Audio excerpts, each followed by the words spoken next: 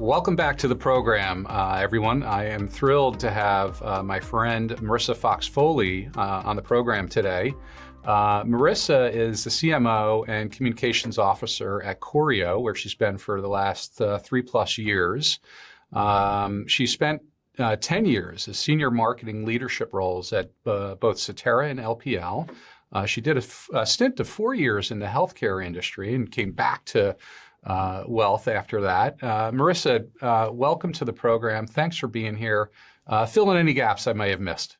Oh, excellent, Dan. Thank you for the warm welcome. You hit the highlights. I've had a really incredible career in wealth management marketing. As you said, I had an interesting detour over into healthcare marketing and strategy, which was fantastic. And just over 3 years ago, was asked to come over for a really, really exciting opportunity in the lift out and actual launch of an entirely new firm in the space of Choreo. So that is part of what brought me back into the wealth management industry, and thrilled to be here to talk to you and the team about it today. Awesome. Well, again, welcome. And we're going to talk about the background of Choreo. I think it's super interesting how the firm came together. We're going to do that in just a moment. But I wanted to touch on sales cycles first. You and I had a conversation a number of weeks ago, and you talked a lot about helping your advisors differentiate themselves amongst the many others. And part of that was you talked about getting the advisors to tell a better story. We know in the wealth management industry, this is all about building relationships, building trust between the advisor and perhaps with Choreo, the tax professional, and the end client. Love to hear a little bit more about some of the things that you're doing at Choreo in your role to help accelerate sales cycles, help the advisors get that connection, build that relationship faster with their prospects. Yeah, great question. And I think one of the universal questions and challenges, certainly within the wealth industry, obviously many other industries as well, but I think it's particularly acute.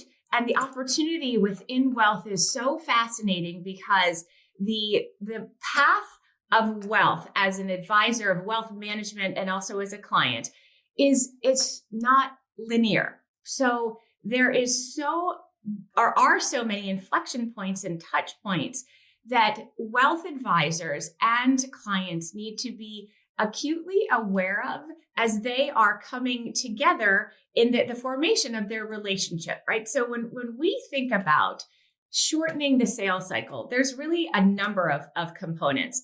There is certainly the brand and value proposition, which is absolutely core, but there's also a real and I think deep need, and this is where we spend a lot of time with our advisors and also with our strategic partners and COIs, making sure that we as the Choreo entity and especially our advisors really understand how they are both strategically and financially relevant as partners. So that B2B partnership, there's a sales cycle strategy there. And then, of course, there is the B2C sales cycle. And our advisors, based on where they live and thrive and offer the exceptional client service at that intersection of tax and wealth, are really actually looking at a couple sales cycles, right? It's the sales cycle with the partner, the CPA partner. There's also the sales cycle inherent with the actual end client.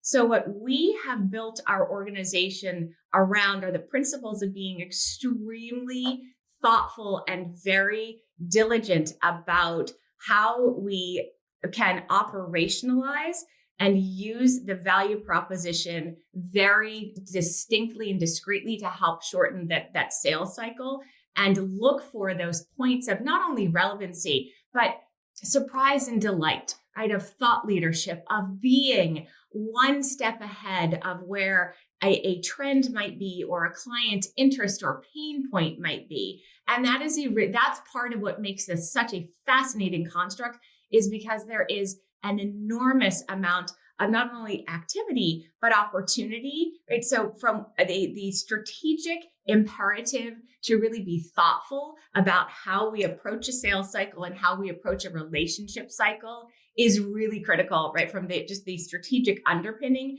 And that's the way that we start the conversation. And I think it's super interesting because the advisor needs to connect on a important and personal level with their clients, with their partners as well. They need to show that they are a trusted resource to a partner, to a CPA partner, and we'll get into some of that in just a moment.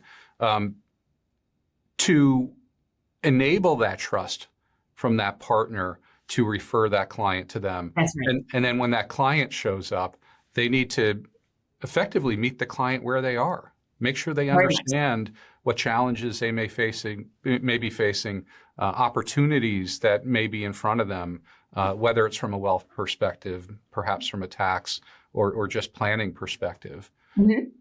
Fascinating. I love the notion of the foundation set. Absolutely. And then really equipping the advisors with all of that data, that insight to be able to take that story forward. Yes, absolutely. And the tactics are incredibly important as well. So and for an organization like Choreo, which has grown very quickly in a short period of time, the advisor experience, and again, being very thoughtful and diligent about building out an advisor and client experience that are truly they're linked together very, very carefully and thoughtfully.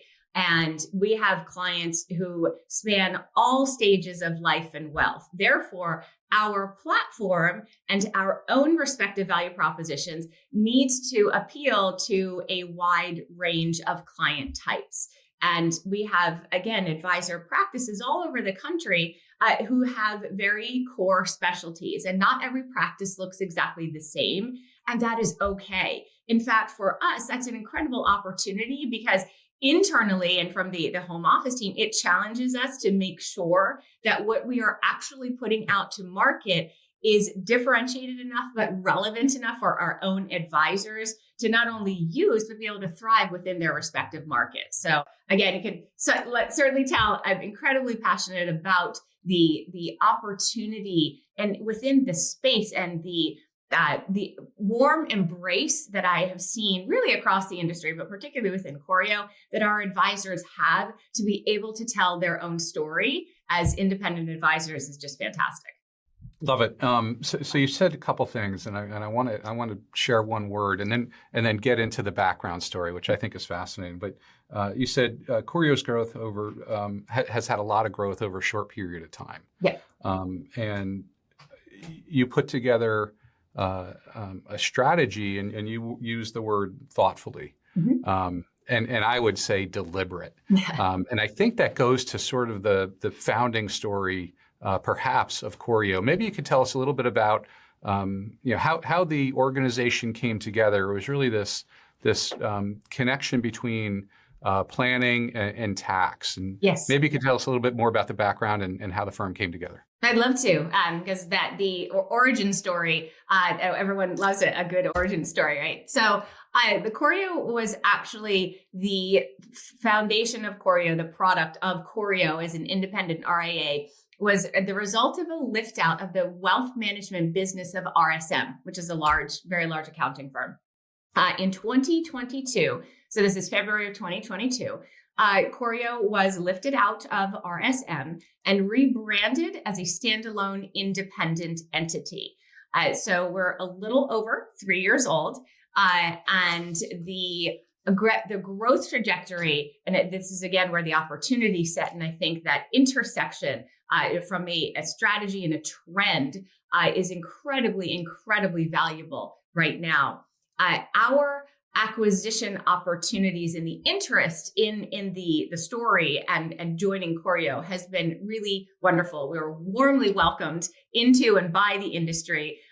We went through very quickly a series of partnerships and acquisitions with like-minded firms. So, for instance, the wealth management division of Cherry Beckert, which is another large accounting firm, joined Choreo in 2023. We also were very fortunate to be joined by the former advisors of a group called Enzo Wealth Management. Enzo was also an independent RIA out of Petaluma, California. A fantastic, fascinating story from their founders. They also joined Choreo in 2023. We were also joined, and you can see a pattern here. The wealth management arm of Greer Walker also came on board with Choreo. The wealth management arm of BDO, another large accounting firm. And recently we have a new partnership with the accounting firm YHB, which is an East Coast accounting firm. So there is, I think, it's a very deliberate and very keen appreciation for the opportunity set at tax and wealth, right? And our firm, Choreo, and I think part of what makes it attractive to like-minded advisors on the wealth side, but also the CPA industry writ large, is that we feel, and not only feel, but deliver upon the value proposition that financial advisors and CPAs are some of the most trusted advisors in a client's life. And I mean lifespan, right? If you think about how important those relationships are to you as individuals, to a family, to a business, right? Especially from a legacy planning opportunity as well.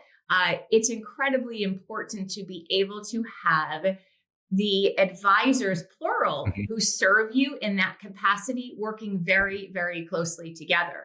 So we've seen, and this is not anything necessarily new within the industry, but there are so many breakpoints, right, between and among the various, and I'm using the advisors term in a larger capacity, in those who advise you about your financial well-being and your wealth management life cycle, there can be a lot of gaps. So the opportunity for a firm that is purpose-built and very deliberate to not only fill that gap, but be that bridge between the wealth advisor and among the tax professional community and other COIs who are incredibly important.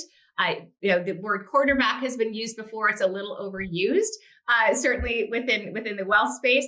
But I think it's very apt because we have found that the value that's delivered when you have a wealth advisor who is incredibly knowledgeable in and really grew up and has that CPA DNA and can not only take that knowledge base, but then add on these specific tools and infrastructure and service delivery, that's where you can get a really differentiated client experience. I love the notion of the strategy behind that, and we've talked before, and very, very clearly deliberate in what you're doing. So talk to us a little bit about the connection between those two sides as you're pulling the wealth management teams out of some of these large CPA firms, but you're maintaining those relationships. And so tell us a little bit, because I think that inflection between tax and wealth is really important. Tell us how the connections between those two, between the partners, drive growth for Choreo.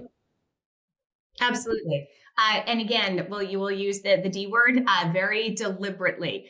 What's wonderful for our advisors and our strategic partners on the CPA side is that notion of discipline delivery is really core to the tax profession and the CPA industry in and of itself. So candidly, right there, we have a very like-minded audience who understands the importance of planning and efficiency and very, very strong client service. So if you think about how well matched the CPA professional is as a cohort to a wealth professional, right? There's a lot of like-minded and similar, especially with the domain of client service, right? Client service is absolutely integral to both sides of the equation. So we find that our CPAs and wealth advisors are incredibly well matched culturally, which is really, really critical. And again, the points of deliberation. So when we structure our relationships, we do so in a very programmatic way. So our wealth advisors often can even share the same real estate as some of our CPA partners. So we actually have a number of advisors across the country who sit in and share real estate and share office space with CPA partners. So right there's a level of proximity and trust that we are able to maintain, and that's incredibly helpful and really pays dividends in the long term. The other, again, elements of the program, and because again, if knowing your audience, our CPAs and tax professional community, incredibly efficient, also very time constricted. So we want to be really deliberate when we have meetings and programs or events that we are maximizing the value that they extract out of those touch points with us. So whether that is in the form of CPE programming or a client event or a financial planning curriculum, we want to be very thoughtful and deliberate about what tools the advisors are able to package out of the Choreo toolkit and deliver to their tax professionals. So we found too that there are a number of, there's so many opportunities to also get creative about the touch points, right? And the way in, if you will, to the relationship building. And many of our advisors offer financial planning curriculum to our wealth partners. And there's hundreds, in some cases, thousands of employees within the large CPA firms who are able to benefit no cost other than their time by participating in workshops with our wealth advisors, by listening to podcasts, by going to events, by doing a lunch and learn, right? So again, opportunities to not only educate, but inspire, because we're thinking about the opportunity set here, much like we think about our client relationships. So you said a couple things there, and I just wanted to come back to them. So culture, well-matched. Proximity, yes, having advisors sit in the offices with CPAs, and then content, informing, educating the CPAs on the role of the wealth management professional in that broader relationship. I think those are three super key areas. And I suspect then, as the CPA brings on a new client or has a client that there may be a life event, a life change, where they need wealth advice, having that trusted partner sitting next to them, understanding cultural, that's how the magic happens. Mm-hmm. Is that a fair assessment? I couldn't have said it better myself. Yes, that is incredibly fair. And you're absolutely right. There is no shortage of opportunity for many different wealth firms when there is a life event, right? And let's be honest, many of us have access to similar data points. Mm-hmm. So, we can see when money's in motion. We know that if there is going to be a business transaction, that there is likely going to be a lot of competition, right, to help support that opportunity and to become an advisor of choice. We really take the approach that our positioning happens long before those type of mm-hmm. events. So exactly right. When the time comes for a major or even a minor life event, we are already cemented in the mind of the CPA partner as well as the client as that advisor of choice. We're going to talk about COIs, and you talked about, you just mentioned COIs. This sounds to me like it's really more of an embedded partnership than it is sort of traditionally how we think about COIs in this industry, because that's sort of a referral on the COI side. This is a clear relationship partnership built on trust, knowledge, history, relationship. Love that. So absolutely, I get it. I love the model, deliberate, foundational, but there got to be some challenges. Of course. Yeah. So maybe shed some light on some of the challenges in these relationships that you guys you face, and maybe if you could share a little bit about what you do to overcome them. Yes, absolutely. Let's see. So many avenues we could go down with this. So from a challenge standpoint, I'll pick candidly a very easy one, but this is very likely appropriate, and I'd see a number of other firms in this industry and elsewhere that are facing this. We live in a very crowded and competitive space, right? That is the nature of where we are. And we have, especially with regard to Choreo, because we have grown very quickly in a short period of time, we have to be really, really thoughtful about how we are managing the competitive advantage and candidly some of the training around what it really means to be a wealth advisor in a different construct from the one you came before, right? So that in and of itself is what I would consider the inward facing challenge for the organization, is certainly the rapid pace of not only growth that we have experienced, and again, good problems to have, but being very thoughtful and intentional about how we train and support all our advisors and our staff with the tools that they need. It is very easy to go and go and go and go. We need to pause and thoughtfully look back and make sure, I call it, we can respect what we inspect.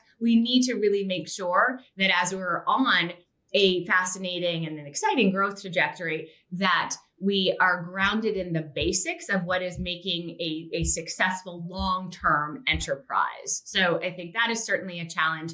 The challenge is also around the fact that we are still a new and relatively unknown brand. So we have some serious competitive headwinds that we face because of that. Now, again, that's not a challenge that is only specific to Choreo, but given the size and complexity and the kind of relationships that we have with our CPAs and COI partners, we need to be very aware of that. So again, that intentionality around the value proposition, around what the firm stands for. So again, I think it is and will be a continued challenge for everyone in the wealth space to ensure that strategic and financial relevancy back to what are you doing to not only go down the typical path, if you will, of referrals. I think we have an opportunity to think of that whole strategy very, very differently. And candidly, that is challenging, right? It's breaking new ground in some instances. It's convincing a different cohort of a value proposition that might be slightly tweaked from what it initially was. And it is being able to deliver nimbly and efficiently. And those, I think anyone would agree, are certainly challenges for any industry, but particularly for ours. For sure. Last question, then we're gonna change gears a little bit, but within this partnership framework, partnership channel, perhaps, would love to hear a little bit about how you're leveraging data. The CPAs, are perhaps the primary in the relationship. Perhaps before there's a need for a wealth advisor, and again, there could be a life event, there could be a business transaction or something like that. But I'd love to hear a little bit about what data and how you're leveraging data to make that relationship work. Excellent, great question. And one of the most important, I'll go back to the hallmark of that strategic and financial relevancy. We use and spend a lot of time understanding what the numbers and the data tell us about not only our existing relationships on the wealth side, but where are the target opportunities for our CPA and COI partners. So the data that they have within their own respective markets around their ideal client profile and where their opportunity set is the same data that we extract and utilize in our marketing and go-to-market plans. So again, and it all really does come together, singing from the same proverbial hymnal here. Our relevancy is directly matched to our understanding of our partners' use of data. Mm-hmm. If we deliver, for instance, a very simple example, a marketing campaign that is geared towards a particular client type, and we package it up and deliver it to a CPA partner cohort who is not looking to grow business with that particular kind of client type, then we might have some beautifully packaged marketing materials, but it isn't relevant for what our partner needs to go to market with. And the only way that we can deliver not only insights that we need to be great partners, wealth managers, and marketers, is to make sure that we know as much about our clients and our business partners target client profile as we do when we take that same discipline and apply it to direct to consumer marketing. So there's that layer of data from the B2B partnership standpoint that's absolutely critical. And our B2B marketing outreach, both the strategy and the tactics and the follow-up and those data points and connections look different. It sounds, of course, why wouldn't they? But they do look different. They're fueled by different data sets and different objectives from when we have go-to-market plans for our advisors who are directly marketing and prospecting to end clients. So that's, again, where right from the beginning, the opportunity to bifurcate not only the type of data, but the way the data is used for our respective audiences is so critical. Otherwise, the plan typically isn't effective as it needs to be. Love it. Foundation of data, foundation of deliberate strategy, really enabling those relationships. Love it. We're going to switch gears. So we've talked about COIs, and I think your strategy is it's more than a COI. It's really an embedded partnership. So deeply appreciate that. But outside of that, tell us a little bit of what else you're doing to drive growth within Choreo. Absolutely. Yes. So the part of the growth opportunity we see goes beyond, as you said, beyond the COI and that truly embedded partnership. But we can get very creative about the way that we enhance relationships and partnerships and opportunity sets. And here's an example. So we talked about how incredibly efficient we need to be with the deliveries of tools and resources. But we also know through a lot of relationship building time spent with our constituents that they have certain pain points too around perhaps their own ability to drive or opportunities to drive additional referrals, right? To drive additional market opportunity, to leverage the activity that a like-minded wealth partner has or wants to do in market and to go to market together. So that's where we have a really great opportunity and uptick in interest in what we offer from the toolkit perspective. So we can actually offer and deliver referral training for our CPA partners or COIs themselves. I talked a little bit about those lunch and learns. We can take those and literally merchandise and re-merchandise them across the country and give our COIs and CPA partners a playbook. There's so much history and shared history across the board and some of the relationships that the Choreo advisor cohort has in their particular markets and communities.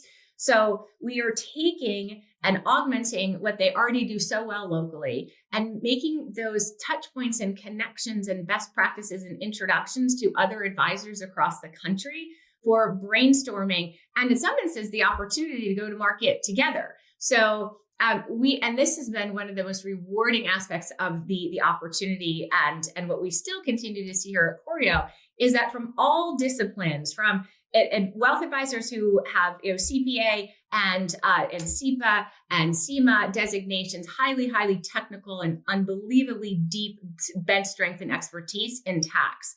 We have advisors who have terrific expertise in insurance and retirement plan services and real estate. So the ability to bring them all together as a cohort and go to market for client opportunities with a deeper bench than they would have ever had before, respectively, right? Had they stayed within their respective institutions, that's where the marketing becomes much more powerful because we have a bench of subject matter experts who can now be at the ready to serve clients. Yeah, and I bet super rewarding too. Yes, without a doubt. So you talked a little bit there about different tools and things like that you provide to the advisor and perhaps provide to the rest of your marketing organization. So let's talk a little bit about technology. We're a tech firm, so we have to bring this into the mix here. We have to get into that at some point. Yeah, but would love to hear your tech stack. And perhaps in particular, you could talk about where and how that tech facilitates the relationship between the CPA and the wealth management side. Absolutely. We like to say all roads lead to CRM. So again, from the point that we were speaking about earlier about those connection points, and we have I could go into any level of detail you want about other technologies, but I think if we, for our purposes, talking about the core of what is really central, let's make sure that they do not feel or operate like bolt-on silos, that you have to log in one place to get this piece of data, right? We are really trying and will continue to improve on that scalability, but also usability. I don't want an advisor to feel that if they want to launch a marketing campaign through we call it Canvas, that they have to go to an entirely different system with an entirely different set of credentials and logins. Everything that we do, Dan, is anchored around that one-stop shop for the advisor. Mm-hmm. And as importantly, this way, we make sure, because our systems talk to one another, we can track performance. We can see in real time what is working. I'll go down the marketing silo right now, but what is working from a campaign standpoint, and going beyond open rights and click-throughs, but what topics, right, are most important? What kind of user is spending what kind of time with what kind of delivery vehicle that you've put out there, right? So that's how we start gathering insights and become better and faster and candidly more educated and more relevant for our partners. That applies to both the CPA and the COI cohort, as well as our end client cohort. So again, sounds pretty top level, but those core underlying principles, I think, are so incredibly critical to make sure that we're just deliberate about the infrastructure and the tools that we build, not because we all need more tools, but if the tools don't fit together, you end up with a garage sale, and nobody wants that. Yeah, I love the notion of centralizing the data, and then your focus on scalability and usability, because at the end of the day, if the advisor doesn't adopt it, if it doesn't sync with data, perhaps from the CPA, it's just not going to get used. So appreciate that. Appreciate the perspective on the tech. For sure. Yeah, and I suspect having that data, having those insights, and being able to share them with the advisor, with the CPA on results from campaign work and outreach and things like that, to show them this is what's working, this perhaps is not what's working, this content is really being engaged. Super helpful for them to be more deliberate as they work on their own campaigns and work on some of their outreach. Exactly. Awesome. All right. So last question. So I know Choreo's been around for a little over 3 years, but my question is, given what you know now, let's just pretend Choreo started 5 years ago. What would you have started? What would you have stopped, or perhaps done differently 5 years ago in the build of Choreo versus what you know today? That intentionality that I've spoken about so much today needs to apply to training and really thoughtful organization and being honest and again, reflective, right? Again, sounds very, very macro and very, very basic. But those, I think, are some fundamentals that need to underlie everything from the very deliberate construct and build all the way through. And another opportunity, I think, reflection point for me, make sure from the very beginning that there are checkpoints, deliberate and focused time built in to every element, not only of the business planning cycle, but of the work cycle and the professional development cycle, to honestly reflect and ensure that the good intentions, and again, that are wrapped up in tools and technologies and platforms, that they're actually being used the way that they should be and that they are driving the results. And finally, I would say additional thought about being, again, very deliberately honest and reflective of the effort, right? If you think if you think of your effort almost in quadrants. So especially at the beginning for a new organization, where are your high impact but low effort in terms of time and heavy lift? Where are those wins most important? Have a conversation and place them on that quadrant in terms of how much they're going to impact the organization. And then obviously the lower value, lower lift, sort of day to day, map it out, right? I'm a big fan of data visualization and using rubrics and mapping out on quadrants. And I think it also with an organization, and so many of us are, who are working in hybrid environments, who have some folks who are in an office, who are some folks who are fully remote, the ability to really crystallize around the tools and communication platforms that we need to bridge those together to do what I've just talked about being intentional and measuring your progress and making sure that your training and your checkpoints are baked into your plan. Those are some really, really important lessons learned, certainly for me. Yeah, love the retrospective because I think the strategy very, very intentional, very deliberate, and then making sure you have those trainings and you have those touch points and you have that data to make sure that you can go back and see, here's what we said we were going to do. Did we do it? And what was the impact of that? So, Marissa, thank you so much. Loved having you on the program today. Really deeply appreciate you sharing everything that's going on at Choreo. And again, thank you for being here. Thank you for listening to the Grow Organically podcast. If you enjoyed this episode, click the follow button to be notified when new episodes become available. Visit catchlight.ai, where you can access all our podcasts, including show notes and other resources to keep learning. This podcast was produced by Catchlight Insights, LLC. It is for informational and educational purposes only. The content of this podcast does not constitute an offer or recommendation of any securities and is not intended to provide tax, legal, or investment advice. The views expressed are those of the speakers and not necessarily those of Catchlight or its affiliates, and are as of the date indicated, based on the information available at that time, and may change based on market or other conditions. Catchlight does not assume any duty to update any of the information. Catchlight and other third parties mentioned in the podcast are independent entities and not affiliated. Catchlight does not endorse any investment advisor or provide advice or recommendations to any prospective or existing client of an investment advisor as to the selection or retention of that investment advisor. This information is not intended for any person or entity in any jurisdiction where the distribution or use of such information would be contrary to local law.